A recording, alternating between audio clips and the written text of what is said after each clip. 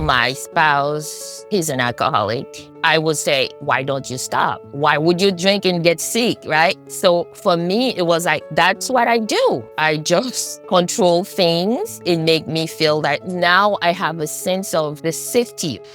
I don't lose my serenity. I don't lose my emotional sobriety, they call it. Today, I know those signs. Whenever I think of something and I start having a pit in my stomach, I said, this is not of my higher power.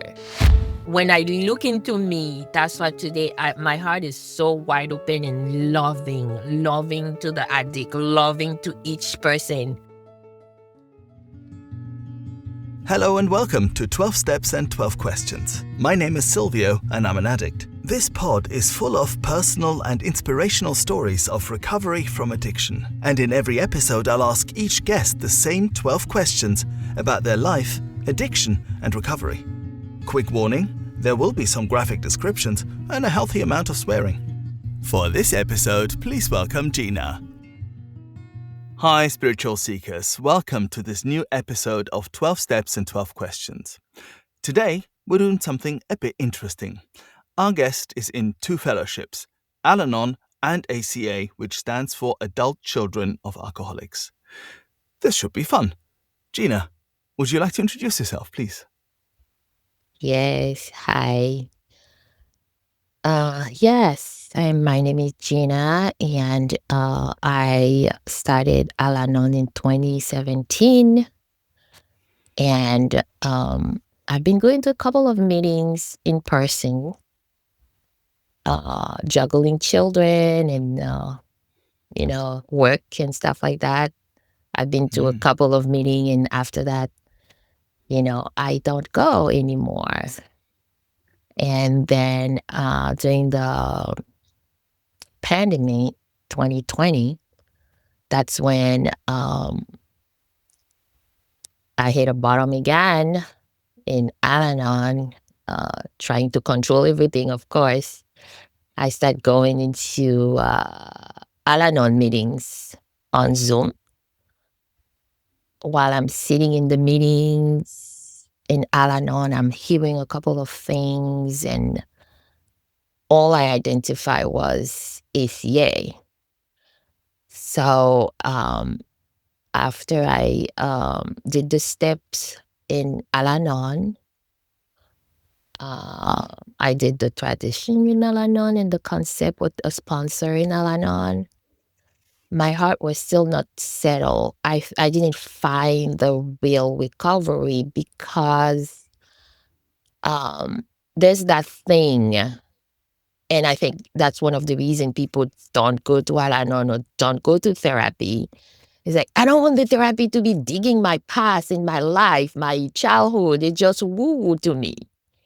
So then ACA, when I hear those things, I'm like, I don't want to identify to ACA. I don't want to identify to ACA. Then slowly, I keep going to Al-Anon meetings with ACA. We're going to read in the Survival to Recovery. That's one of the Al-Anon literature, that approved literature. And those stories in Al-Anon really convicted me that I need to go deeper in ACA. So today I identify as Al-Anon, ACA. Perfect. Thank you so much. That is great. Thank you, Gina. Let's get to the first question that I ask every guest on this podcast. And this dovetails wonderfully with ACA, of course, which is, Gina, did you have any adverse childhood experiences? Gosh, I still uncovering adverse childhood thing for me would be, I was born in Haiti, very poor.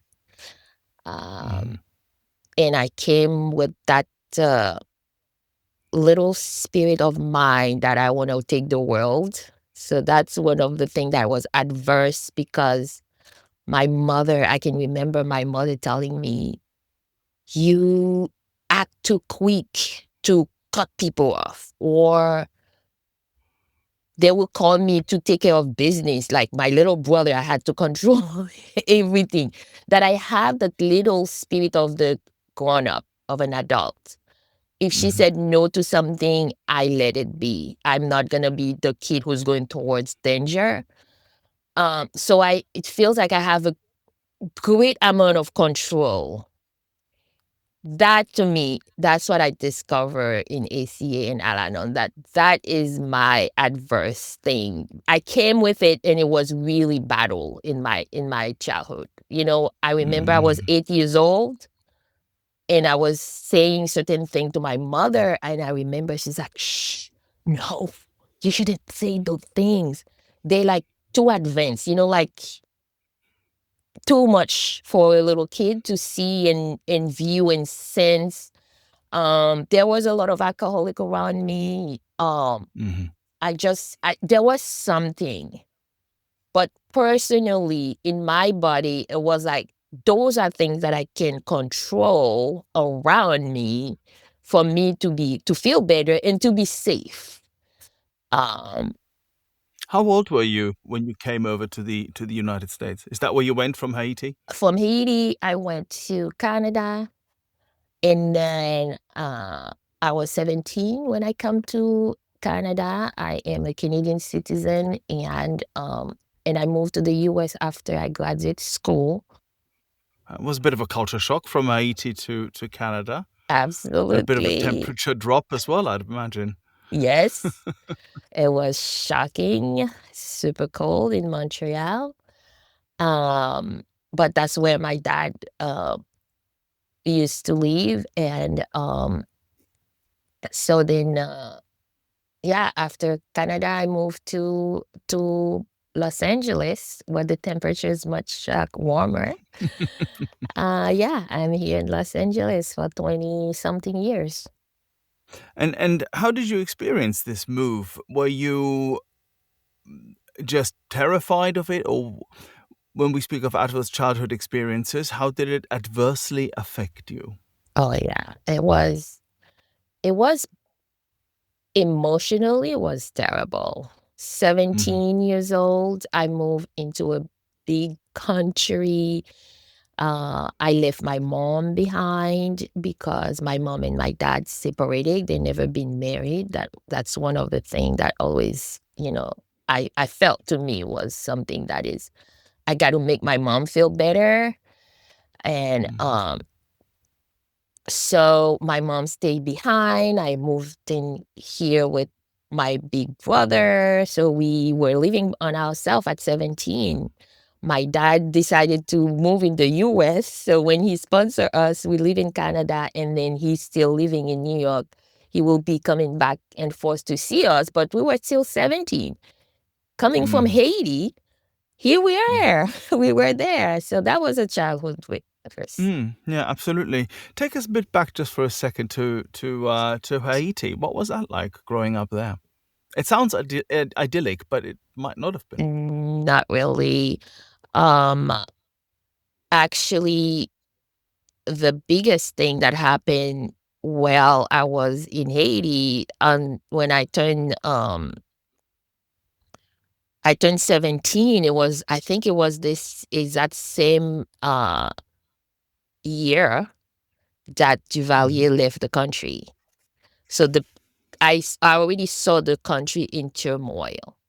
I already see Right. fear around me because the adult were talking a whole bunch of things. And to me, the most thing is just like I was saying, I had that spirit of a grown up, so I was absorbing all the fear around me. Mhm. I Mhm. can I can see the grown ups are talking, but they cannot talk too loud. So then fear. It's just fear. And then when Mm. Duvalier left the country in February 87, I believe, I turned 17 in April. Mhm. So, yeah. And the November after that year is the book end, moved to Canada. Right, right, absolutely. Now, here you are, you're a 17-year-old Haitian who has moved to Montreal. It's very cold. You live there with your brother. Your dad is present and not present. He's in and out, so to speak. Our question two is what did the moment you first got hooked, or the fun times, what did that look like? Now, when we're talking about a behavior rather than a substance, right, we might have to adapt the question a little bit. But at some point, a behavior came into your life, Gina, that changed the way you felt and did something for you that you couldn't do for yourself. What was this behavior and how did this come about? Let's see if I understand your question well. When did I discover the behavior was a problem for me? When I look at my own addiction as an alcoholic, as an addict, I remember the times when I first started using maybe weed or hash, or when I first started drinking, and what that did for me, right? This is the moment that we're talking about. What was this behavior, or what was it for you, and how did it make you feel, and maybe provide a solution that you didn't have? Oh yeah. It provided us a sense of uh control. I had control, Mm-hmm. and I can make life better for me, for everybody else around me. Um like I would say, uh my spouse, he's an alcoholic. Um I would say, Why don't you stop? You just Mm-hmm. stop. I don't understand. Why would you drink and get sick, right? So for me, it was like, that's what I do. I just control things. It make me feel that now I have a sense of the safety or something, right? The Mm-hmm. illusion of life. You get married, you get a nice, beautiful man, and you make life like in Hallmark movies, Okay. right? And Hallmark yeah, movies. Yeah. and I Okay. had Cool. no concept what alcoholism was, right? Because in Haiti, people drink. Yeah. It Yeah. was fun time for people to drink. The behavior Mm-hmm. of me behaving, that's what I thought. It's easy. I will just say no. I would just tell you you cannot drink, Mm-hmm. and you wouldn't drink. Or maybe I would Mm-hmm. not let you go to the store. Or I would be right there and tell you, "Hey, I'm gonna be your little pet, so you can't drink." And that's the sense of control. It was really, really high until I realized who's taking care of Gina. Right? All those things that I was Mm-hmm. doing is for me to feel safe, right? I want to feel safe. I'm controlling everybody around me. Uh, my life should be looking like that, safe, but it wasn't safe because my emotional dysregulation become a burden to other people. When I'm Mm-hmm. constantly nagging at you, not drinking and whatever, that give me a sense of control. It give me a sense like today, after I did the step, I realized that give me a sense of really petty the other person, a sense of disrespect to the person where I thought I was in control. Um, it took me a long time to let that go, though. Now, let's rewind just a little bit. You were 17 and in Montreal, so you met someone there, and that person turned out to be an alcoholic. Am I getting this right? No, actually, I didn't. I met my spouse in California. Mhm. I met my spouse in Mm-hmm. California late in life. I was almost 30. I was 31. I decided I'm gonna move to LA. I didn't know why. Mm-hmm. I just wanted to be there. I wanted the heat, the warm weather, and everything. So that's where I met my spouse.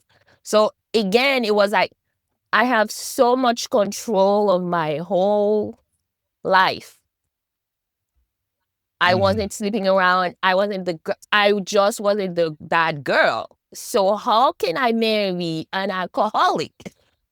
So that part that's what blew me off.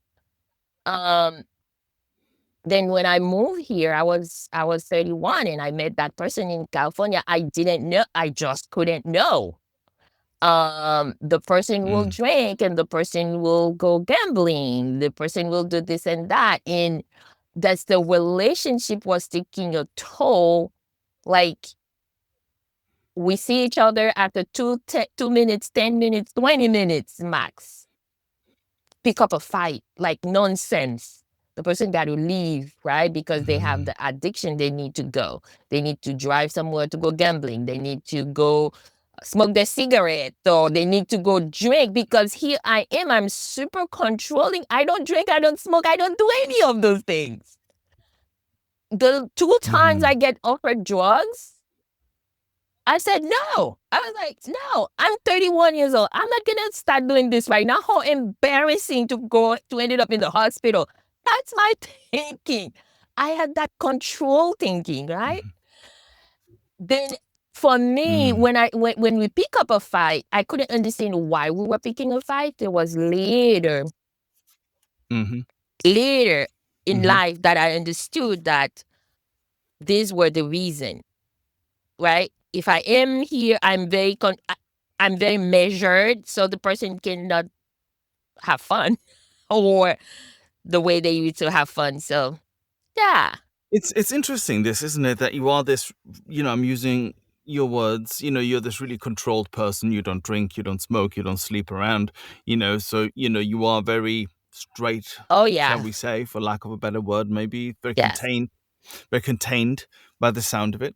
And then you meet this person, and am I getting this right? Did you not understand right away that he was an alcoholic, or that did you become an alcoholic? How did that plan out? And how, at some point, you must have then kind of said to yourself, and I think you said this already, haven't you? Oh my God, how did this happen? I'm so controlled, and yet I'm marrying an alcoholic. So there's a big contradiction there, right? yes, big contradiction. Uh, Hmm. but again, that's why ACA step up in my life, and I understood that was my question. Um, again, it's at childhood, right? In Haiti at 2 p.m., the rich people done working is drinking party. We go to the beach. That's what we do. That's what the adult do, right? Mm. And that's what men do. Here I am. I met a Hmm. European guy. All of a sudden, there's wine with food. That's a rich guy. That's a rich guy. There's wine at home. We drink. People drinking, right?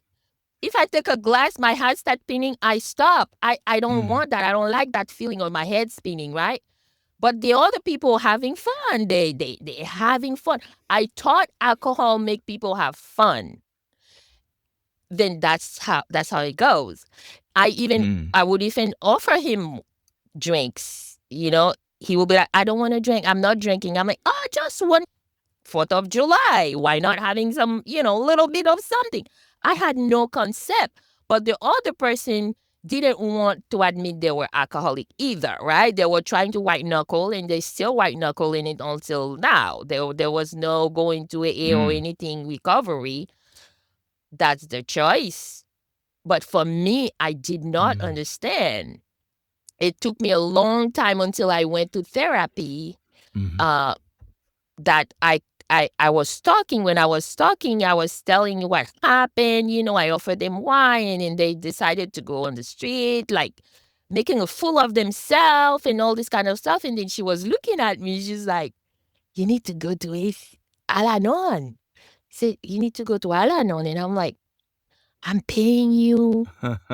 I'm in beautiful Los Angeles. I can have so many therapists. I don't want to pay you to tell me to go to somewhere and sitting with all those woo people. It didn't make any sense to me. Then I was like I was saying earlier to you, I choose a therapist who goes to church because I go to church. I meet this man in church. I put everything was very measured and controlled. How does that happen? Right? How? How do Mhm. But it does happen when I step into a CA. That's why I understood alcoholism Mhm. that I know in my country of origin. That's not what it is. And then now I start understanding, and I did my Amen in Al-Anon, and knowing that I can't control somebody who has a disease. And when I understood it is more of a disease than the person trying to cope with the alcohol, that's where I'm like, wow, I couldn't control any of that. And today, Mm. my thing is what I was a great contributor because I be black or white. I am a black or white. Mm. Today, I'm trying to live in the gray. And my sponsor keep telling me God is in the gray area. No, lovely. This is really amazing. God is in the grey area. It's so interesting, of course, because I live very much in a black and white world, and my God has to just be white or black. It doesn't matter with which one it is, but it can only be one or the other. Whichever is sober, that's the one. It's very on or off, 0 or 1. It's very binary. In as an alcoholic, as an addict, of course, it's so different in with other behaviors and in other fellowships. This was really great. Thank you, Gina. Our question 3 is, what were your worst consequences? And finally, your rock bottom that took you into Al-Anon. The worst consequence was when my spouse really telling me that I have anger management problem. And I was so mad. I was so mad. I was like, I was not angry. I never want to hear about this word angry, right?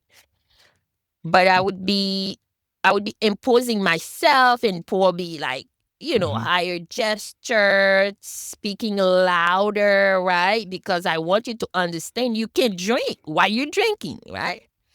So I do remember that word. That word was my word that took me Mm. really quickly. And I keep repeating. I'm like, how can he say that? I am doing all those things to help him, not drinking, no, not making a fool out of himself, or, uh, Yeah. I always have that fear that he may go out and gamble our savings, right? So I, I am vigilant. I am hyper vigilant. I'm looking at everything. Mm. I want to watch everything. And I have a mother who's on the other side of the country in Canada, 3,000 miles away, who will be like, oh, you need to look for this, or you need to look for that. You need to look for this. So that was my bottom. Today, I don't do that anymore. Today, when I Mm. start the steps in Al-Anon, I surrender. I said, "Oh, Mm. that's called a financial insecurity for me." I surrender that. Anything that is Mhm. coming adverse to me today, I surrender Mhm. because that is my bottom. Today, I don't use anger anymore to convince. Absolutely. Let's stay though back in the madness for just a little bit longer before we come to what is today and the beauty of today, of course. Is it a bit too simplistic for me to say that control is your drug of choice, so to speak? Absolutely not. It's Mm. totally what drove me, and may continue to drive Mm. me. Uh, Control Mm. drove me into Al-Anon. But under the control, I learned the fear. In step 4, all the control that I thought I wanted to put in place, it's something to provide safety for me. And Mhm. and in Yeah. my delusion mind, if I feel safe, I am in security. At the Right. end of the steps, I don't recall what step I was in. Probably I've done the 12th step or something like that. It dawned on me one night that my spouse was traveling with the children. And I was talking with my mother on the phone, and she kept telling me, oh my God, when you go home, make sure you double check the door, lock the door, make everything safe because your husband is not there. And it dawned on me that my whole life I'm looking for a man to keep me safe. I'm looking for a man to keep me feel secure. Yeah, and if that man then turns out to be an alcoholic, it's an absolute catastrophe, of course. Yeah, exactly. And that man is the man who could be there. He would leave the back door open because he's not thinking. He's like, nobody's coming to our house. I'm like, no. If we're sitting at a distance that we can't see the back door, it needs to be locked. I spent days, many years, just keep repeating that. And that's when I said to my mother, I said, you think when the man is in the house, that's when I am safe? That's the first time I recognize. I'm like, oh my God. Right, yeah. Yeah. That's madness. So all the control is a fear of finding safety and security in this big wild world. Nothing else. Fear of dying, fear of falling, fear of this, fear of running out of money. I grew up in a poor country.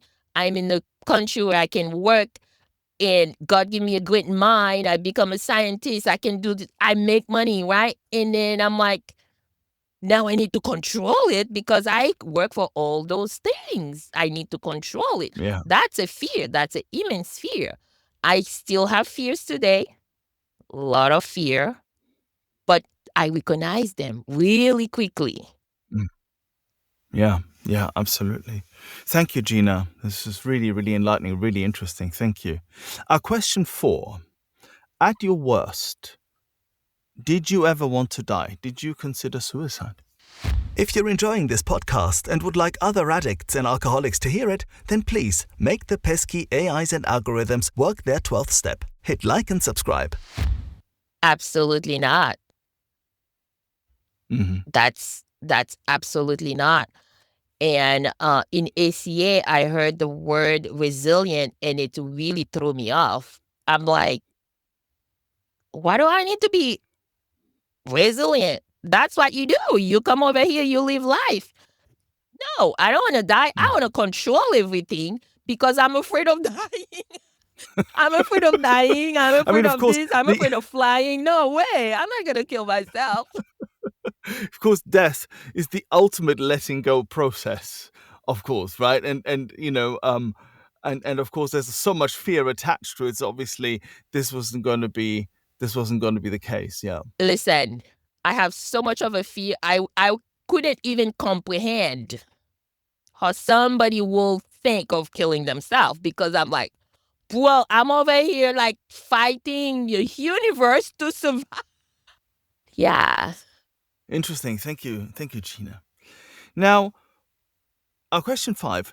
What other methods did you try to get sober or maybe to change your behavior before finding the rooms? And while we're here, how do you define maybe sobriety or abstinence or something like that in Al-Anon, or don't you do that at all? Oh, yeah. It calls serenity in Al-Anon. Keeping my serenity was before I grew up in the church. I know I needed to pray for the big things. But again, when I hit Al-Anon, that's when I realized I was praying to a God like a vending machine.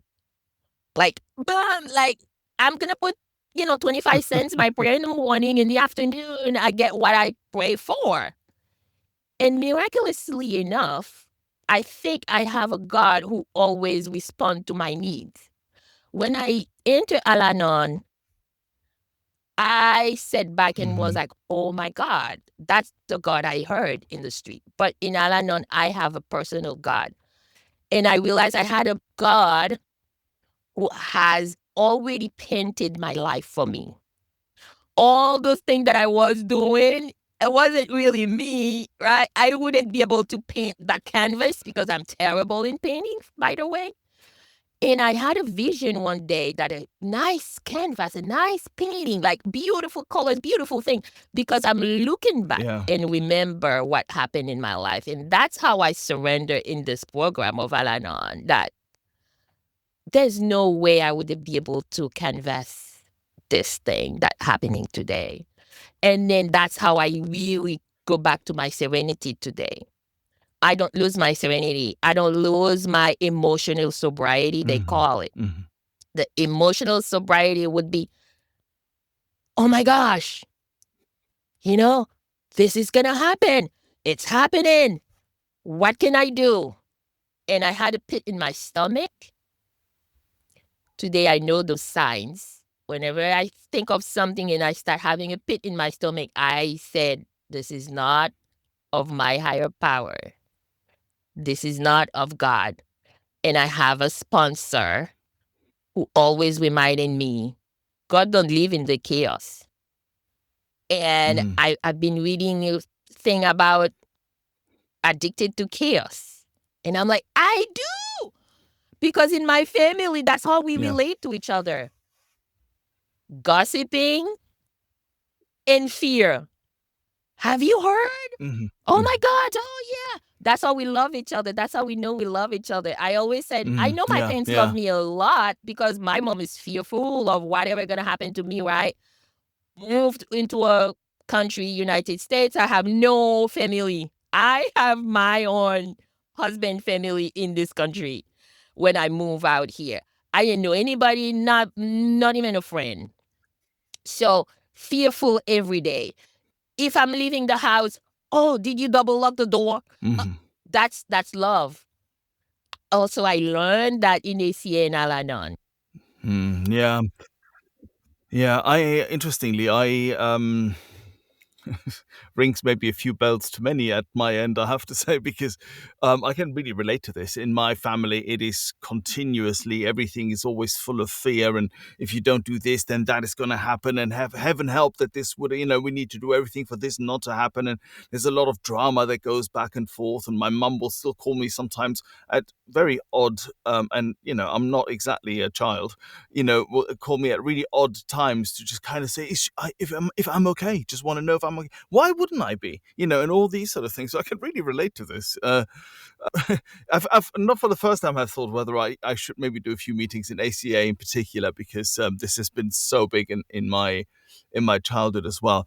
Just very quickly, circling back to our question 5, was there a moment before you came into Al-Anon, was there ever a moment where you thought to yourself, do you know what, me trying to control everything is the problem here? Maybe I want to stop doing that. Was there ever a moment like this, or not at all? Yes. Now, if we talk before Al-Anon, I never thought of that. Right. So not while you were So while you were still untreated, so to speak, you never thought of this. No. Yeah.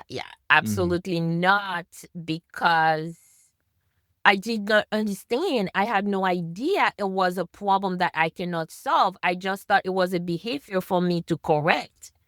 And that's where the control come in. All I knew is I'm correcting behaviors. Right. I'm correcting the behavior. And at some point, I become very disappointed of him, because I'm like, I don't understand why you cannot be a man of like I thought you should be. Yeah, never. But today, I am like, wow. There's no way I would be going back to that stage of correcting people. And that's why Sure. I look at myself today. My big thing is the control and the correction. Everything needs to be corrected. And that's why I don't have a good relationship with a lot of people. Right? I always said I don't have a lot of friends. I only have one good friend. But it's very measured. Everything is measured, right? Yeah, it's mind-boggling. I couldn't see any of that before ACA or Al-Anon. I wouldn't see any of that, because to me, I was helping him. Yeah. You're doing good, aren't you? You're doing good. You're helping this man trying to overcome his alcoholism, his drinking problem. What could possibly be wrong? And it kind of, plays into this thing of becoming this martyr sort of person. I'm self-sacrificing and things. Yeah. Yeah, and that's what I supposed to do that. I had my mother's in my ears. That's why Mm. ACA come in. That's what you do. And I Mm. can remember my mom, if my dad or my dad come home drunk or something like that. Or she talk about a whole bunch of things like, oh yeah, yeah, where do you go? You blah blah blah blah, a whole bunch of stuff, right? Mm. Because in her mind it was like, more I talk, more I nag, more the person will change the behavior. Yeah. Yeah. But Alanon taught me it's not a behavior to be corrected. Today I love my people. I love Mm. each person who they are. Today I can see you have that issue and I have this issue that I am in fear because I want to control you for me to feel good, to feel better. Yeah. Yeah. If I am married to you, you behave in that way, it's where I look good. Because my mom will ask me, how do you look today? I feel good. Yeah, thank you, Gina. Now, our question 6. So this is, you've been introduced to the rooms of Al-Anon. You're starting to find your way a little bit around the program. Our question 6 is: did you struggle with the word God?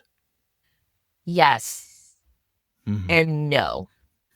When I first go into the room, I struggle and my ego take a drop because I'm like, how on earth? Well, listen, I'm very controlling, right?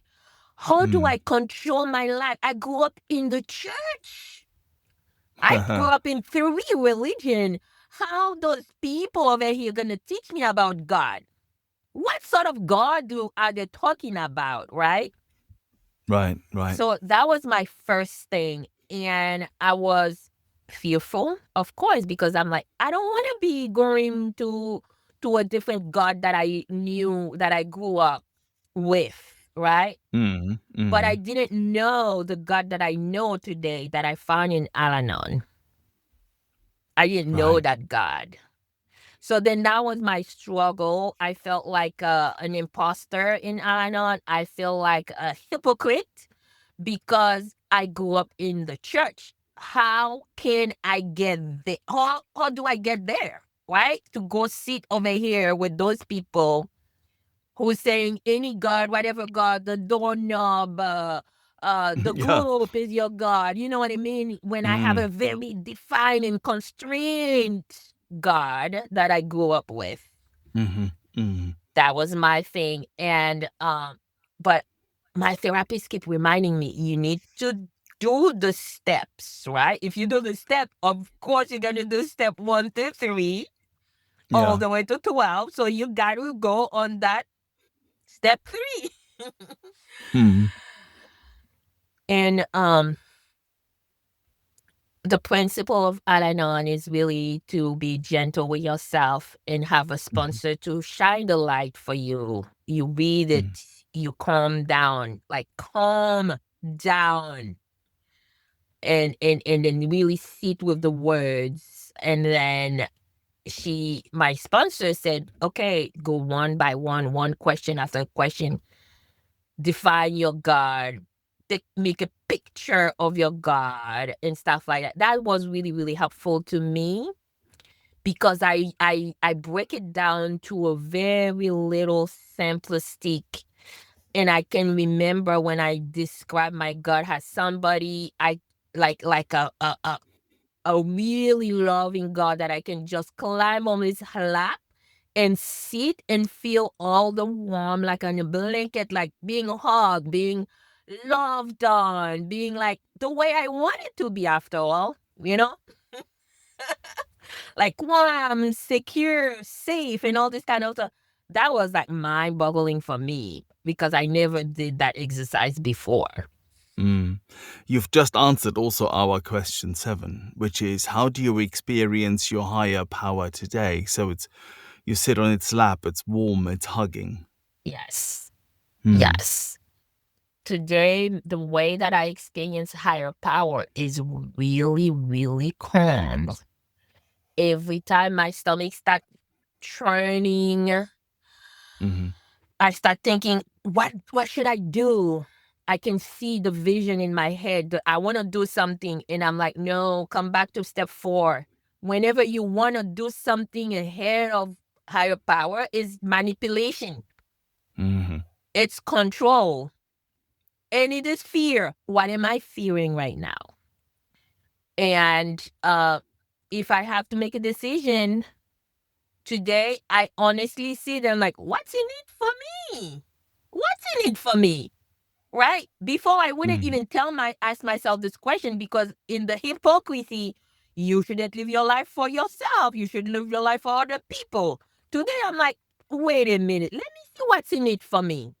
It's Yeah. probably vain. I'm like, higher power. It's probably a vain thing, but what's in it for me? The honesty bring me to live a life of really serenity whenever the Mm-hmm. fear comes in. The fear come every day, Mm-hmm. But it took me few seconds now to come back to the base and be like, okay, what's in it for you, Gina? Well, whatever you want to do here, there's a little bit of manipulation in there. Why don't you trust your higher power? Take a breath, take a pause. I've been practicing pause a lot in the last Yeah. couple months. Mm-hmm. It is wonderful. Mm-hmm. Before, I thought, I need to talk, I need to tell you what's going on. Like, I have to let you know, I have to convince you. I don't know. That's my thing. I was born this way. I have to explain my existence. That's when I step into the program, I was like, oh my God, I am just a lovable person created in the image of a higher power who loved me before I knew what love was. And I'm like, why am I running after love when I'm fearful? Why I'm scaring everybody away? I'm fearful, but I want them to give me love. I'm like, today I am love. I am the exact same thing that I was looking forward to get from other people.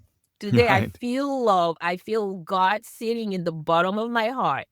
Whenever fear is coming up, love just push it out.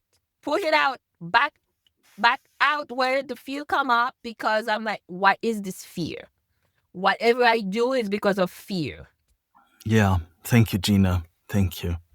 Our question 8. Which parts of the steps were the most difficult for you? Step 1. Hmm. Oh, listen. Powerless? Why? Yeah. I know, I couldn't understand. And I think that was the first step that was so hard. First, I didn't want to do the steps. I didn't want to be sitting in the program, right? Program, that seems too much for me.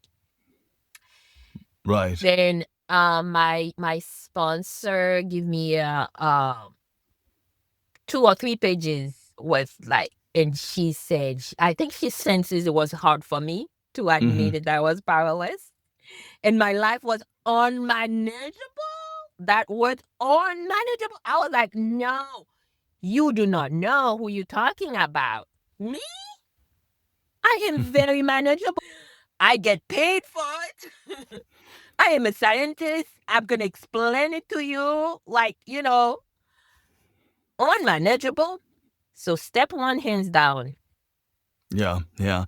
It's a really interesting because when I thought of these questions, I never really considered, to be perfectly honest, that for all addicts, alcoholics, people in Al-Anon, or whatever your addiction affliction might be, the first step has always got to be the hardest because we just don't want to admit to it until we can't go on any longer. But nonetheless, I think it's a very good shout. Thank you so much, Gina. Our question 9. Which character defects give you most trouble? The fear, and today that it manifested by my action. Mm-hmm. The 3 A's: awareness, acceptance, and action. I Mm-hmm. always been in action. Yeah. Oh my gosh. I never knew about awareness. Oh, I am aware. Today I am more aware of things. Mm-hmm. And then I like, oh, that's what acceptance is. Um, and action, I said, action is for my higher power. Right. Action is for my God. That's how I start pausing. Mm-hmm. And I mean, if there's any little quick tip in Al-Anon, that's the only thing I can give to somebody. Pause. Just pause. Amazing. Thank you. Number 10 is, what is the best thing recovery has given you? Recovery has given me a relationship, a perspective in life that is so much more peaceful. Mm-hmm. Uh, a recovery give me a sense of safety. It gives me a Yeah. sense of security. I'm not afraid of certain things anymore, Mm. to the point that I have to manipulate. I have to jump into action. I have to do this. I have to do that. Yeah. Recovery give me the sense of awareness. Is Mm. sitting in there. I can see when I'm disturbed, right? I feel Yes. disturbed and I'm like, oh, I'm disturbed. Oh, I am in fear. Okay, now what is the best next step, next action that I can do, or the step that I can do to bring me back to a sense of safety again, Mm-hmm. and knowing that it's always gonna come. Yeah. And it's the safety and security that got you there in the first place. Your need for those Exactly. things. Yeah. Yeah. Yeah. Thank you. Yeah. Thank you, Gina. Question 11. What would you say to a newcomer or someone wondering if they're an addict or in need of Al-Anon? In the Valanon, yes. The newcomer, I would tell them to really listen. Hmm. Listen for the little things. Listen to the stories, and remain totally open to see what is in the other side. And a newcomer, I would always suggest them to do the step with a sponsor, Mm-hmm. because in the steps, in the literature, that's where I learned things. I spend my Yeah. life looking at other people without looking into me. When I look into me, that's why today my heart is so wide open and loving to the addict, loving to each person.